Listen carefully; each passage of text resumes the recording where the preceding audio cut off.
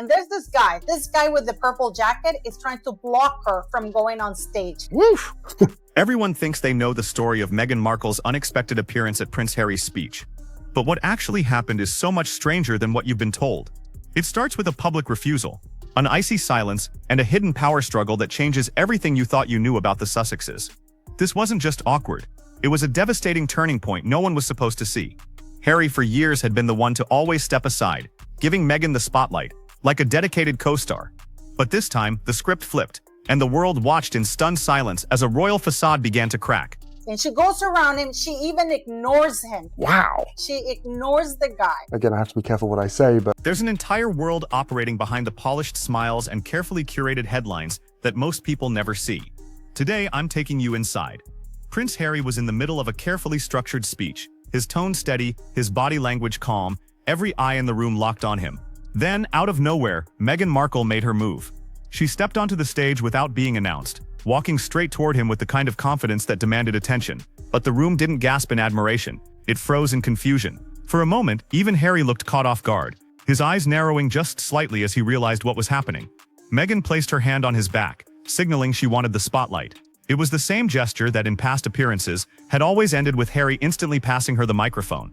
But not this time. His grip tightened, his posture straightened, and instead of stepping aside, he continued speaking. This refusal, barely noticeable unless you were watching closely, was like a lightning strike. It wasn't just a silence, it was a seismic shift in their dynamic, right there under the glare of cameras. The energy in the room changed instantly. What should have been a smooth, united moment suddenly felt agonizingly awkward, like watching an argument unfold in public without words.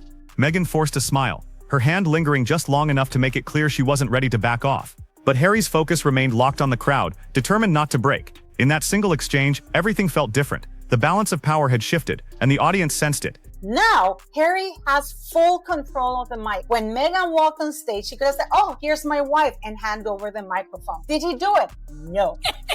Pleasure to meet you, Your Majesty. Was that okay? it's really quite sad. This is the part that will blow your mind. The room didn't erupt with applause. There were no polite claps, no murmurs of approval, not even a sympathetic chuckle. Instead, the crowd froze in absolute silence. Meghan stood beside Harry, her smile fixed, waiting for the acknowledgement she assumed would come. Seconds stretched like minutes. The longer the pause lasted, the heavier the tension became. It was the kind of silence that screamed louder than any boos ever could. Harry pressed on with his speech, his voice steady, as though determined to ignore the awkwardness unfolding inches from him. Meghan, however, lingered in that spotlight, visibly expecting some kind of recognition, a nod, a cheer, a single person willing to break the tension. But nothing happened. The audience wasn't hostile, it was worse. They were indifferent. And indifference, especially in the world of royalty, is the cruelest rejection. Finally, with no reaction to hold on to, Meghan shifted her weight, glanced at Harry, and slowly retreated toward the sidelines. The walk back wasn't long, but it might as well have been a mile. Every step away from the podium looked like a concession, a quiet acknowledgement that the crowd had chosen its side, and it wasn't hers. Observers in the room later described the air as ice cold, the kind of atmosphere where everyone sensed something had gone wrong, but no one dared move. Meghan's departure wasn't planned, and everyone knew it, but the silence wasn't the end. It was only the start of the humiliation. You keep saying Meghan Markle, you know I'm Sussex now. I like working hard. Insiders are revealing to me the true story of how Meghan Markle failed. Everything you think you know is about to change. By the next morning, the awkward silence from that stage had all but vanished, at least in mainstream coverage. Major outlets didn't air the unedited footage. Instead, glossy still shots appeared. Meghan smiling confidently, Harry standing beside her, both looking perfectly in sync. To the casual viewer, it seemed like nothing unusual had happened. The tension erased, the rejection invisible. What the cameras truly captured was carefully trimmed out, replaced with polished images designed to rewrite the narrative. It's absolutely unbelievable how skillfully this moment was buried. A blatant attempt to shield Meghan's reputation from what could have been a devastating public relations blow. Social media, however, told a different, unfiltered story. Raw clips surfaced online, showing the exact moment. Meghan stepping up, the crowd freezing, Harry refusing to surrender the microphone. These short videos spread like wildfire, drawing millions of views within hours. The contrast was impossible to ignore. Official outlets presented harmony, while uncut recordings screamed discord. This duality wasn't accidental. Royal coverage has always been curated. But this time, the editing didn't just soften the story, it inverted it. If this moment was rewritten, how many others have been hidden from view? Because the deeper you look, the more obvious it becomes. This wasn't just about one speech, it was about control. What? This guy right behind Harry, the same guy that rejected to give her the mic last year, or is looking at her and he doesn't care. That's just the beginning of this rabbit hole. What happened on that stage wasn't just an awkward interruption. It was a window into a deeper fracture. For years, Harry was seen as the man who bent over backward to shield Meghan, stepping aside to give her the spotlight. But in that instant, he drew a boundary in front of thousands. And it signaled something bigger: resistance. That single refusal hinted at a power shift, not just in their marriage, but in how the world now perceives them. At the same time, Harry's royal status adds another layer of confusion. Officially, he's been stripped of certain titles and duties. Yet at select international events, he's still introduced as Prince Harry, with the kind of reverence reserved for working royals.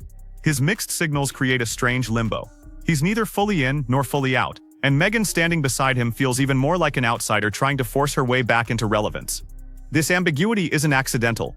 Insiders whisper that Buckingham Palace deliberately keeps Harry's role unclear, dangling recognition when convenient, withdrawing it when not. It maintains suspense, keeps headlines alive, and ensures the Sussexes remain part of the conversation, whether they like it or not.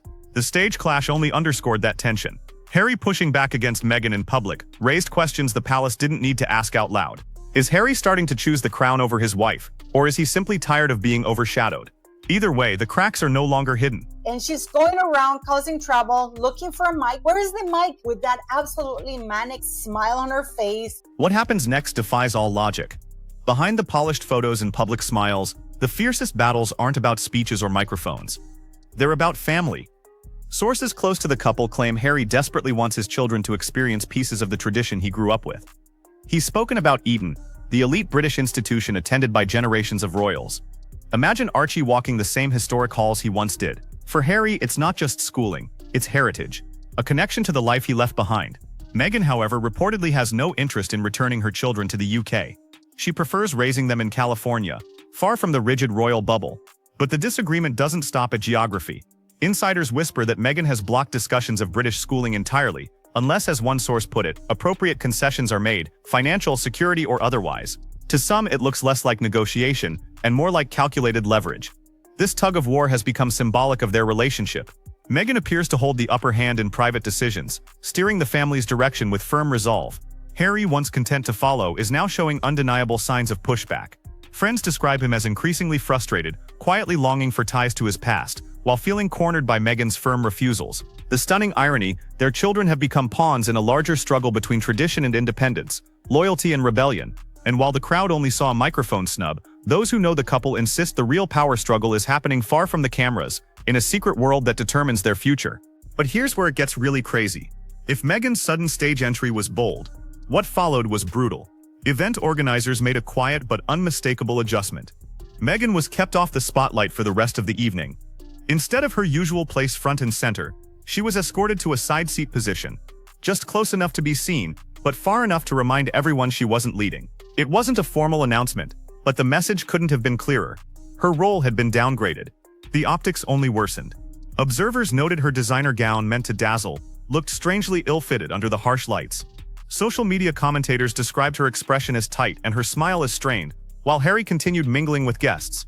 Meghan sat stiffly, clapping at the right moments, but rarely engaged by those around her. For a woman used to commanding the stage, the silence from the crowd and the indifference from organizers landed like a quiet public humiliation. Critics seized on every detail: the forced laughter, the awkward posture. Even the way her jewelry caught the camera felt like an echo of past glamour rather than the real thing. Supporters tried to frame it as a simple oversight, but witnesses knew better. The shift was subtle, but devastating. For the first time, Meghan wasn't simply ignored, she was actively sidelined.